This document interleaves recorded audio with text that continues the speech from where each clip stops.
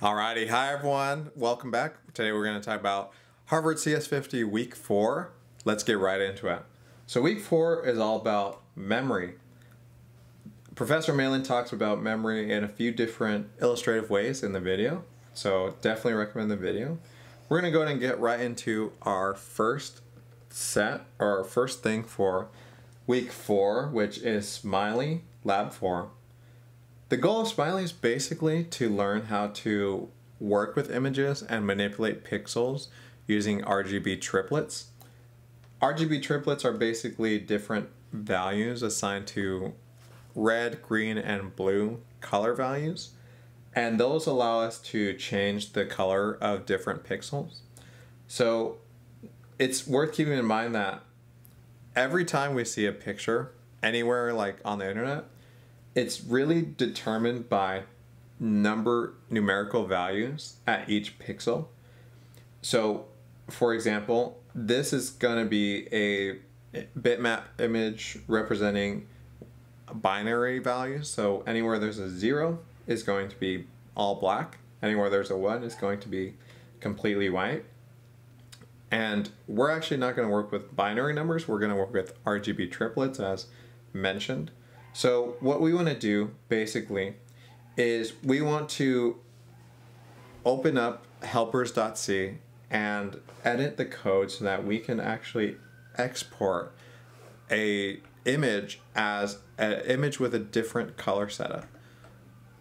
So we can actually take a look right here. So what I did is I ended up completing the Smiley code setup, but basically what's happening here is we want to edit the colorize function so that when it takes as input a height, width, and RGB triple of an image, we want to loop across the image's height and width, and for a given pixel, if it's red, green, and blue values all equal 0, then change it to any other color. So I chose cerulean because I like cerulean. It's a color, it's like blue, I've liked for a while. And this is basically going to loop or use the indices that we're looping through. And then it'll check whether the value of the red, green, and blue values at those indices equals 0. And if it does, then basically we want to change those values to the values that are going to allow the total color of the RGB triplet to equal cerulean. So I can go ahead and run this just to show what it actually looks like. So let's go ahead and go down here. So CD Smiley. Okay. And then what we want to do, let me think, let me go back to the implementation. So let's say we wanted to actually use the colorize function. What we want to do is we want to use this notation right here. So we're going to input Smiley BMP and then output Smiley out.bmp. So there's not going to be a export in the terminal. We want to go to the file explorer and see what it looks like. So let's go ahead and go to Smiley and then Smiley out. So this is going to be Smiley. This is the original Smiley. And then let's go ahead and go look what Smiley out looks like. Yeah, and this was just generated right now. And this is cool because basically now we have a Smiley that's cerulean colored, whereas originally it was black and white, which is totally cool too. But here, just using C code, we're able to change the colors of images, which is kind of cool. So that's lab 4, pretty straightforward. Let's go ahead and check out the other stuff for week 4. So this is, that's week 3. Let me see, that's also week 3. Okay, so just taking a look at what's required for week 4, in problem set 4, we have a few choices for what we want to do for the problem set. So we can submit 2 different versions of filter, and then we can submit recover or reverse. So in this video, I'm actually just going to talk about filter less comfortable. But if anyone would like me to walk through filter more comfortable, let me know. And I'm not going to talk about these because I finished recover, but it's not like 100% done. Like it met most of the requirements, it passed, but I'll probably make a video later when I clean it up. So I've already moved on to the rest of CS50 though, so I'll have to come back to that. But let me know if you all want a video, I'll totally do that. So let's go ahead and take a look at filter less. So in filter less, it's going to be similar in concept to the Smiley lab we just did.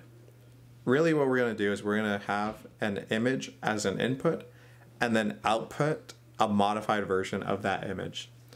And in filter, we're going to be doing a few different modifications. So one is grayscale, basically just turning an image black and white. One is sepia. So sepia filters basically give an image a bit of a reddish, brownish look. We're also going to do reflection. That's essentially just going to flip an image about an axis. And then we have blur. So in blur, what we want to do is we want to take the image and at each pixel, we want to make it a little bit more blurry. And for each of these, the specification outlines exactly what that should look like in terms of the numerical values of the new pixels. So for example, for grayscale, what we want to do is we just need to make sure the red, green, and blue values are all the same value. And if they're all high, it should be high. If they're all low, it should be low. In fact, we can just take the average of the red, green, and blue values to determine what shade of gray to make the new pixel. So that's how we implement grayscale, pretty straightforward. Sepia actually uses a specific function, basically where the resulting sepia red, green, and blue values are determined by these equations right here. So we just have to implement that. Pretty simple there as well. And then for blur, for reflection rather, we just want to translate each pixel to the opposite end. So like we want to flip it about the y-axis if we're picturing like a XY 2D plane. So that's also pretty chill. I think blur takes the most time to really implement correctly, because for each pixel, what we want to do to blur the image is, let's say we're looking at pixel 7. What we want to do is we need to take the average red, green, and blue values from each of the surrounding pixels in a 3x3 grid if applicable. And I say if applicable because some pixels won't work like that.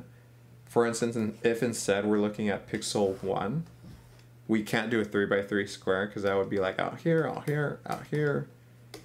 But we can take a look at these. So if we're looking at pixel 1, it's going to be 4 pixels incorporated. Whereas if we are looking at pixel 7, as I mentioned earlier, we're going to be looking at all these 9 pixels and taking the average of all 9 RGB color values. But we need our algorithm to be able to incorporate when we're looking at corners and edge pieces. So let's go ahead and get right into it in terms of the code. So we're actually going to be working in helpers.c, not any other of the files. So first off, as usual, we have our header files up here. And then for each image modification, we're going to have a function that we need to update. So for grayscale, we're going to have as inputs height, width, and then the RGB triple, just like we saw with Smiley. Except here, we're basically going to do exactly what we described earlier, where we're going to take the average of the RGB values at each pixel and then output the new RGB values as that average grayscale value. So by looping across the height and width of the image, we're going to basically take the average of the RGB values, use that as a new grayscale value. And the reason I did this setup right here is basically the fact that these three RGB values are divided by 3.0 is going to leave average as a float. And then we want to cast that average as an int. So because we can't have decimal RGB values. And then we also want to add 0.5 to whatever that average is, because int is going to drop whatever's at the decimal, but we want to round up essentially from the floating point. And then after all that's done, we're going to output those values as the new RGB values. So that's grayscale. Sepia is also pretty straightforward. It looks like a lot, but it's not crazy. So like before, we're going to loop across the height and width. And then we're going to implement the sepia equation. So for sepia red, it's going to be 0.393 times the red, green, and blue values added, or rather, sepia red is going to be 0.393 times the red values plus these other values right here. And this is all just straight from the equation, so nothing crazy right there. But importantly, we're going to have a few different if conditionals. So like if sep red int, meaning like this calculated sepia red value is greater than 255, then we need to set the value to 255. And the reason for that is because in these equations, you can actually get values greater than 255, which we don't want, because the maximum red, green, or blue value can be 255. It can't be more than that. Otherwise, it'll just cause errors. So if the calculated value is greater than 255, we're going to leave it 255. Otherwise, we're going to assign the red value to that calculated value. And same with green and blue. Moving on to reflection. This is also pretty chill. Nothing too crazy, I think. Again, we're going to loop across the image's height, but for image width, we're actually going to loop across only half of the image's width, because we're going to be rotating, or I mean, we're going to be reflecting the image, but basically, like I said, kind of rotating about the y-axis. And that means that at the center point of the width is where we're going to change things up. So we actually don't need to mess with the second half of the image directly here in the loop. We're going to do it within the loop. So what I mean by that is, first, we're going to declare temporary RGB values, and we're going to assign those to the value of the pixel ij. And then we're going to set the original RGB values to the reflection RGB values. And the way that's done here is we're going to do image at index ij. That pixel's red value is going to become the image at height I, width -1 minus j, red value. So y width -1 minus j. Basically, width, let's say width is 20. We are going to go from 0 to the end index. So it's not going to be 20, it's going to be 19. So even if the width is 20, the index is going to be 19. So width -1 is going to be 19. So that accounts for that part. And then y minus j, yeah, let's say we're originally looking at pixel at width index j equals 0. Well, we want to subtract j because we want to take the reflected pixel. And if we're subtracting 0, then it's just going to be 19. So we're going to basically flip these two values to where the pixel that was originally at 19 is now going to be at index 0, and vice versa for the pixel originally at index 0. And that's great because that's exactly what we want to do for the reflection. And it's just going to repeat that process for all of them. So this is that first half of that process. This is the second half, where the, like, this first half right here, let me redraw this a little bit. I'll split it into these parts. So this first half right here is going to do this part up here, where the pixel at index 0 is going to be the pixel, it's going to become the pixel at index 19. But 19, as of right here, is unchanged. It's only down here where 19 is going to be assigned that temporary red, green, and blue values that we assigned earlier. So 19 is going to get flipped to 0. And now we've successfully done the reflection, and that's just going to repeat for the entire picture. So hopefully that made some sense. Let me know if that might have been a little confusing, but hopefully that made some sense. Okay, let's go and get to blur. I think blur takes the most time to think through and get correct. I can walk through my solution, and I'll say up front, I said this in most of my videos, but there are way more elegant solutions to this problem than what I've done here. Partially it's because I wanted to just walk through everything step by step, even though it took more code to do. And also because I can teach it a little bit better when I have a few more steps to actually talk through exactly what's happening. But I super recommend making your solution more elegant and tighter, because there are a lot of ways to do that. But yeah, let's go ahead and get right into it.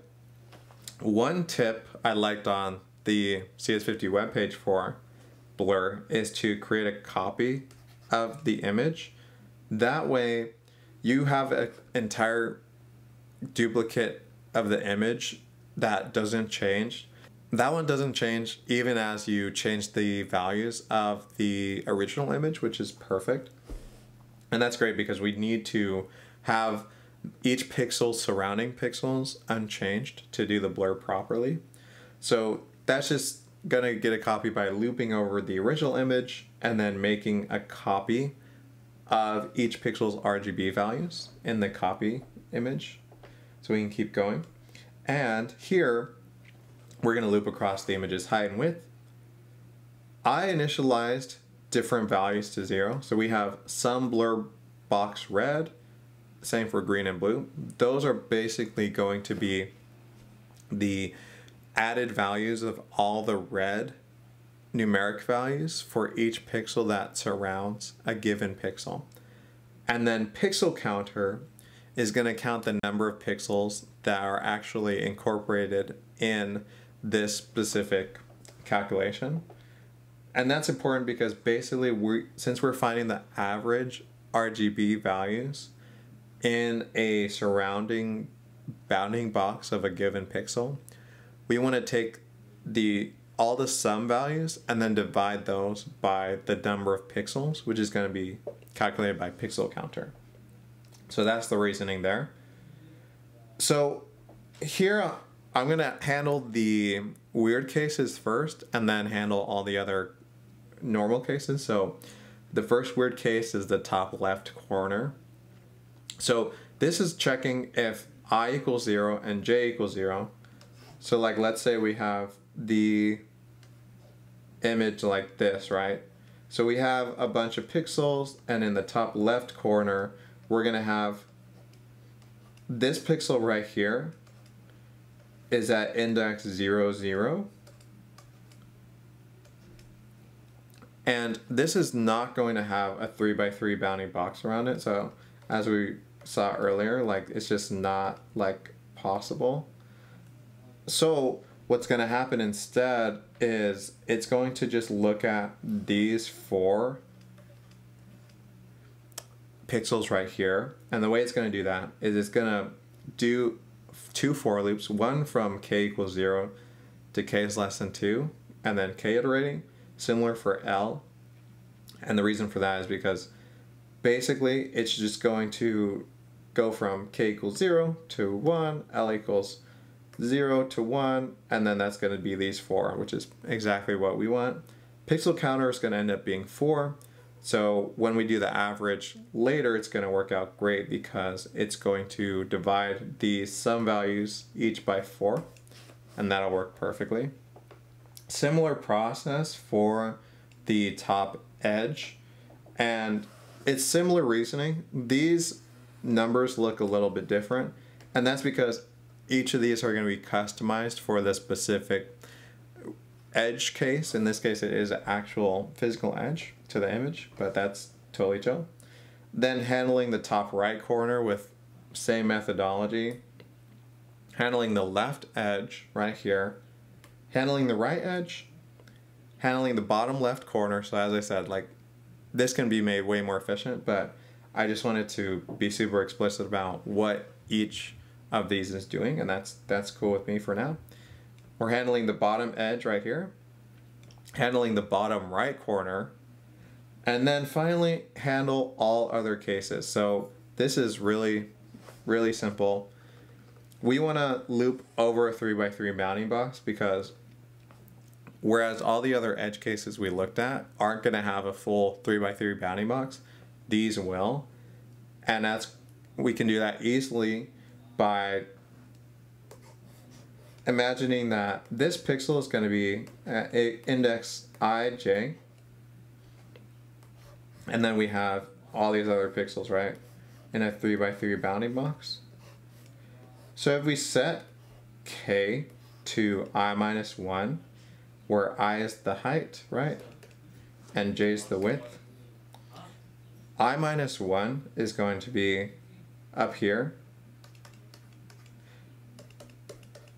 Yeah, let me just do this real quick. J minus 1, j plus 1. Okay, cool. So I minus 1 is going to be up here. So k is going to start right here. And j is going to start right here. And then as each of them iterates, j is going to iterate over here, k is going to iterate over here. And together they're going to get this whole 3x3 bounding box, which is exactly what we want.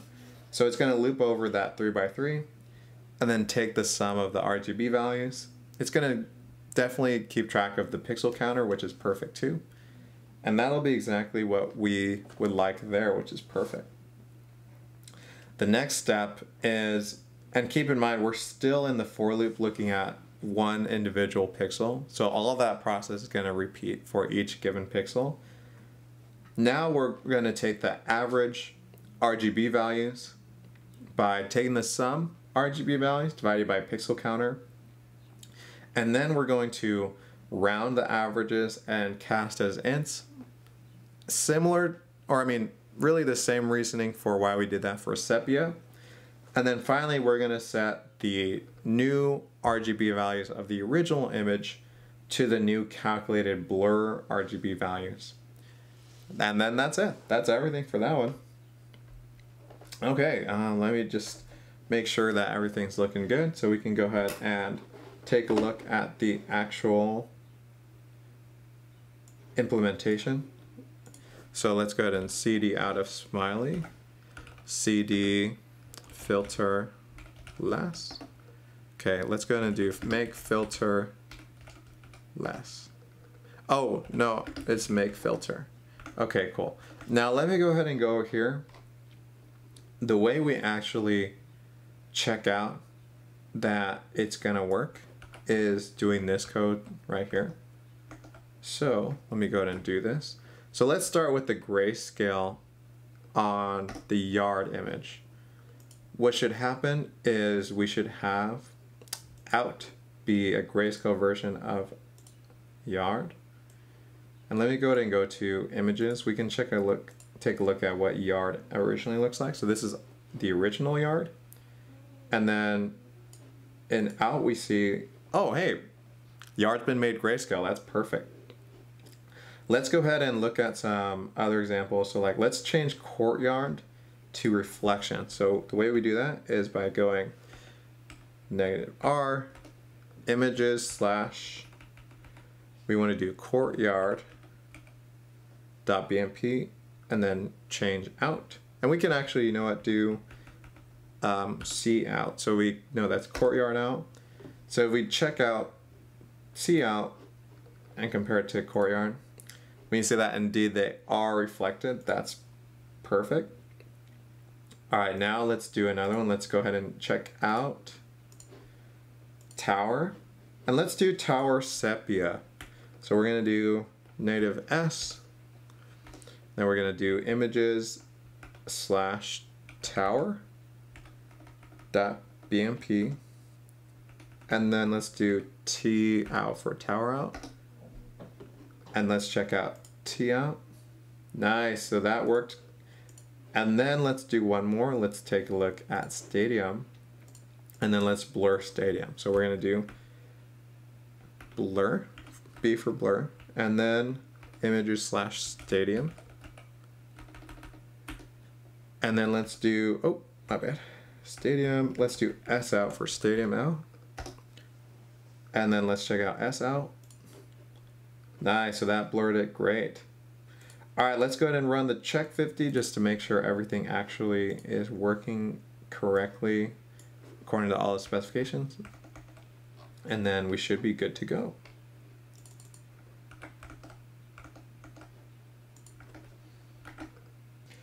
Perfect, so everything's looking good. And I will say, I kind of mentioned this, but I think blur took me the most time to get working correctly. All the other ones were very straightforward. But yeah, that's it for week 4, at least for what I'm going to talk about in this video. Thanks for watching. Hope this was helpful. Let me know if you have any questions. I'm super happy to respond, and take care.